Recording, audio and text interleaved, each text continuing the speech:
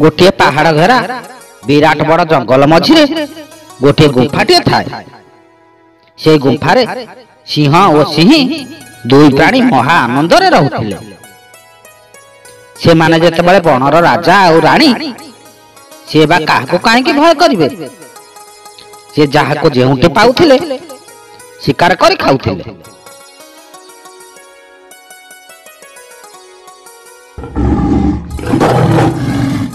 किछि दिन सुखरे रहिबा परे सिंहर दुईटी छुआ हैला। सिंह छुआ दुईटी बहुत कौतुक होइथांती। सब बेले माँ बापा को पाखरे बहुत गेल हुअंती। तांको पिठी ऊपर चढ़ी जाती। केतेबेले तांको निज निज मध्यरे मिछि मिछिका लड़ाई करंती। सेमानक खेल कौतुक देखि बापा और मांकर खुशी रे पेट पुरी जाए। दिने सिंह बण को बाहरला बेले सिंह को कहला, हे सुन, छुआ दीटा बड़ हेबा जाए तते ए गुंफा भीतर रही तांको देखा चाह करबाकू हेबो। मु शिकार करी तुम मानक पई खाद्य आनिबी। तू किंतु खाद्य जोगाड़ करबा पई जीबुनी। छुआ को जगी ए गुंफा भीतर रही। हाउ हाउ ठीक है, मु ए गुंफा भीतर छुआ को जगी रही। तुम्हें जाओ। ता पर दिन ठारू सिंह सबुदिन बण को जाए। बणरू जहा जीव जंतु मारिला निजे खाए और सिंह पाई किछि घर को आने। किछि दिन एही परि भाबरे कटिगला।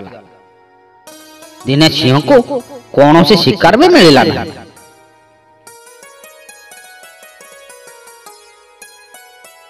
ओहो, आज को अशुभ मुहूर्त राति पाई के जाए शिकार गोटे भी जोगाड़ हो पारला नहीं। आज बोधे भोकिला पेटरे शोइबाकू पड़िबो। एई कथा भाबी मन दुखरे घर को फेरुथाए।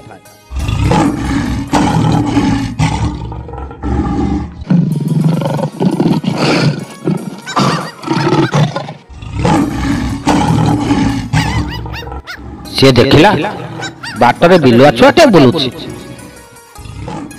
सिंह ताकू जाई मारी बसिला। किंतु कहलिया छुआटा ताकू खाइबाकू तार इच्छा हला ना। से भाबिला, अरे ये कहलिया छुआटा को जदि मु खाए जंगल रे जदि अन्य जंतु माने जानती से मते कोन भाबिबे। राजा होई सामान्य कहलिया छुआटा को भी छाड़िलानी।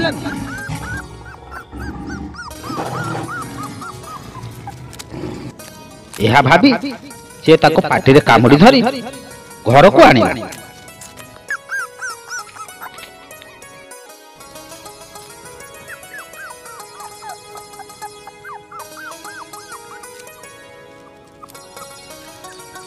सिंह भोकरे सिंह को अपेक्षा करी थाए। सिंह को देखिबा मात्रे पचारिला, आज कौन आनिछ?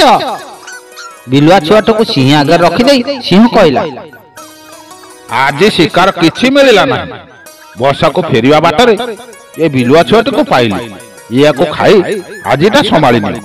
सिंह कहला, अरे तमे किछि तो खाई नथिबो, या को मारी तमे काहे खाइलो नाही?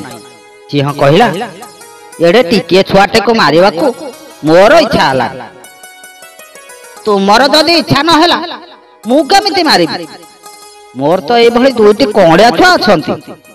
सेमानकर माँ होई मु एहाको केमिति मारिबी? एहाको मारी खाई देले पेटरे गोटे कोण भी पुरिबो नाही ना। मु एहाको निज पिला भली पालिबी। से आम पिलाक संगरे रहू। हौ हौ, तोर जहा इच्छा होची तू सेया कर। से दिन ठारू बिलुआ छुआटी सिंह गुंफारे रहिला। सिंह ताकू निज छुआ भली पालिला। सेठारे खाई पी बिलुआ छुआटी अन्य बिलुआंक ठारू अधिक हृष्टपुष्ट होई बढ़िबाकू लागिला। तीनिटी जाक छुआ गोटे माँ पेटर भाई परी खाती पियंती और खेल बुल करती। रातिरे माँ पाखरे सांग होई शुअंती। टिके बड़ होला परे दिने दिने बण भितर को जाई ଛୋଟ ଛୋଟ ଜୀବଙ୍କୁ ଶିକାର କରନ୍ତି।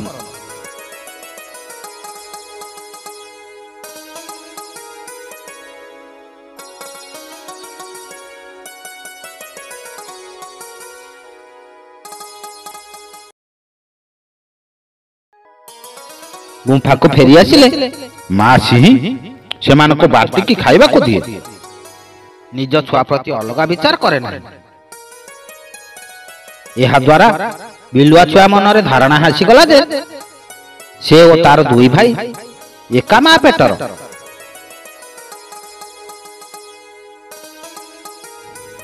ଦିନେ ଏହି ତିନି ଛୁଆ ଯାକ ବଣରେ ବୁଲୁଥିବା ବେଳେ ଗୋଟିଏ ବଣୁଆ ହାତୀ ଆସୁଥିବାର ଦେଖିଲେ।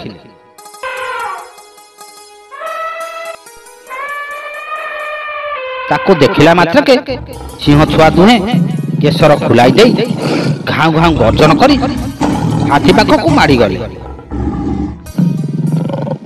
ତାହା ଦେଖି ବିଲୁଆ ଛୁଆ ପାଟି କରି କହିଲା, ହେ ହେ ତା ପାଖକୁ ଯାଆନା, ସେ ହାତୀଟାରେ ତୁମକୁ ପୁରା ଚକଡ଼ିକି ମାରିଦବ। ସେଠିକି ଜମା ଯାଆନା ଯାଆନା, ପୁରା ଚକଡ଼ି ଦବ, ଜାଣିଛ? ମୁଁ ଏଠୁ ଯାଉଛି ରେ ବାପ, ନିଜ ବଞ୍ଚିଲା ବାପର ନା। ଏହା କହି ସେ ଭୟରେ ଘରକୁ ଦୌଡ଼ି ଦୌଡ଼ି ପଳାଇ ଆସିଲା। ସିଂହ ଛୁଆ ଦୁଇଟି ଯାକ ଯାହା ବା ସାହସ କରି ହାତୀ ଆଡ଼କୁ ମାଡ଼ି ଯାଉଥିଲେ, ବିଲୁଆ କଥାରେ ଭୟ ପାଇ ଘରକୁ ଫେରି ଆସିଲେ।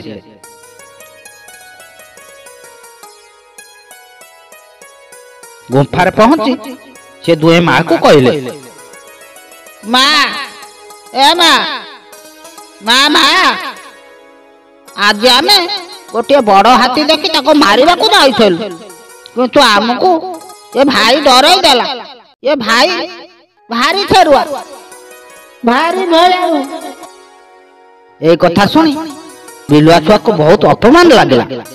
ସେ ରାଗି ଉଠି କହିଲା, ହେ ହେ କାହାକୁ ଭୟାଳୁ କହୁଛୁ କିରେ?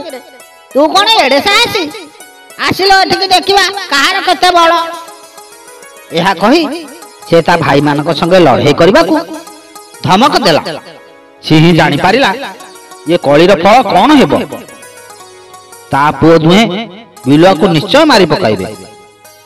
ନିଜର ଜନ୍ମ କଲା ଛୁଆ ନହେଲେ ବି ସେ ତ ଏତେ ଦିନ ତାକୁ ପାଳି ଆସିଛି, ତା ମନରେ ଦୟା ହେବନି କିପରି?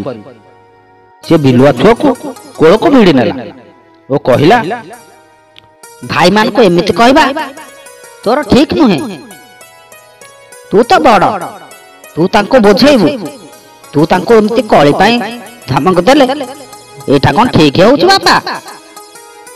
ମାର ଆଦର ପାଇ ବିଲୁଆ ଆହୁରି ରାଗି ଯାଇ କହିଲା, ସେ ମତେ କାହିଁକି ଏତେ ଭୟାଳୁ ବୋଲି କହିଲେ? ଛେରୁଆ କହିଲେ?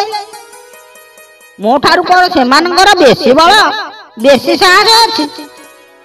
ଆସ ମୋ ସହିତ ଲଢ଼େଇ କର, କାହାର ବଳ କେତେ ଦେଖିବା, ଆଜି ପରୀକ୍ଷା କରିବା।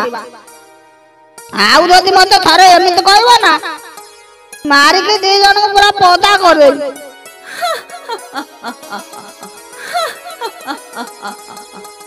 ବିଲୁଆ ଛୁଆର ଧମକ ଶୁଣି ସିଂହକୁ ବହୁତ ହସ ମାଡ଼ିଲା।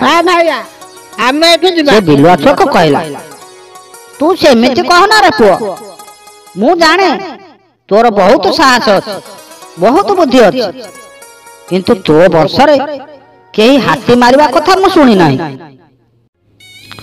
ବିଲୁଆ ଛୁଆଟା ମା ସିଂହୀ କଥାର ଅର୍ଥ କିଛି ବୁଝିପାରିଲା ନାହିଁ। କହିଲା, ମା ତୁ କଣ କହୁଛୁ ମୁଁ କିଛି ବୁଝିପାରୁନି। ଆମ ବଂଶରେ କେହି ହାତୀ ମାରି ନାହାନ୍ତି ବୋଲି କହିଲୁ।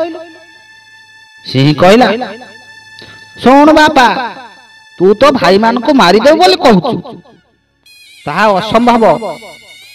କାରଣ ସେମାନେ ଜାତିରେ ସିଂହ ଆଉ ତୁ ଜାତିରେ ବିଲୁଆ। ପିଲାଦିନେ ତୁ ତ ମା ପାଖରୁ ଚାଲି ଆସି ବଣରେ ବୁଲୁଥିଲୁ, ତତେ ଆମେ ଧରି ଆଣି ସେଇ ଦିନ ଠାରୁ ପାଳିଛୁ। ତୁ ମୋର ଜନ୍ମ କଲା ପୁଅ ନୁହଁ। ମୋର ଛୁଆ ଦୁହେଁ ଏ ପର୍ଯ୍ୟନ୍ତ ସେ କଥା ଜାଣି ନାହାନ୍ତି। ଆଉ କିଛି ଦିନ ପରେ ସେମାନେ ଯେତେବେଳେ ବଡ଼ ହୋଇଯିବେ, ସେତେବେଳେ ଏକଥା ନିଶ୍ଚୟ ଜାଣିପାରିବେ। ତାପରେ ତତେ ମାରିକି ଖାଇଯିବେ। ଆମେ ସେ ଦୃଶ୍ୟ ଦେଖିପାରିବୁ ନାହିଁ।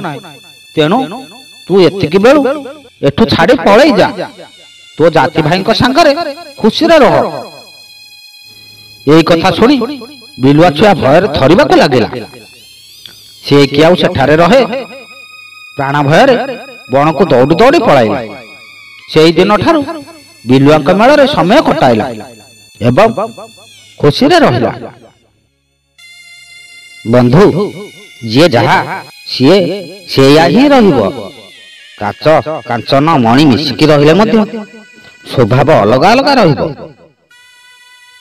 बंधु वीडियोटी जदि भल लगी थाए वीडियो गोटे लाइक कर दियंतु एवं चैनल को जदि नुआ आसी थांती ताले चैनल को सब्सक्राइब करी बेल आइकन को दबाई दियंतु एवं कमेंट बॉक्स रे जय जगन्नाथ बोली लिखंतु। जय जगन्नाथ। नमस्कार।